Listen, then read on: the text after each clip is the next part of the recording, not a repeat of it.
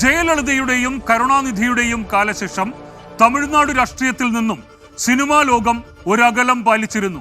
അതായത് Karunanidhi, MGR, Jayalalithaa ത്രയങ്ങളുടെ cinema രാഷ്ട്രീയ കാലം പോലെ വലിയ താരങ്ങളൊന്നും പിന്നീട് രാഷ്ട്രീയത്തിലേക്ക് വന്ന് അത്ര ശക്തമായി രാഷ്ട്രീയത്തിൽ ചുവടുറപ്പിച്ചില്ല. വന്ന ചിലരാകട്ടെ രാഷ്ട്രീയത്തിൽ അത്ര താരങ്ങളുമായില്ല. ആ ചെറിയ ഇടവേള അവസാനിക്കുന്ന തെരഞ്ഞെടുപ്പാണ് ഇത്തവണത്തേത്. ഈ 2026 തെരഞ്ഞെടുപ്പിൽ നേരിട്ടുമല്ലാതെയും ആരൊക്കെയാണ് അണിനിരക്കുന്നത് എന്ന് നോക്കുക.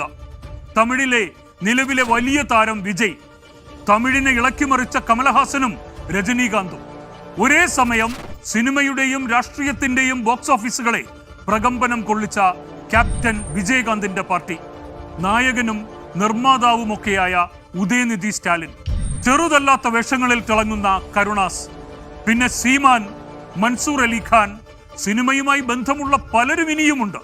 സാക്ഷാൽ സ്റ്റാലിൻ അടക്കം ഇവരിലേറെ പേരും നേരത്തെ തന്നെ രാഷ്ട്രീയ കളത്തിലുണ്ടെങ്കിലും വിജയ് വന്നതോടെ താരങ്ങളുടെ സമ്മേളനത്തിന് പുതിയ വീറും വാശിയുമൊക്കെ കടന്നു വന്നു കഴിഞ്ഞു.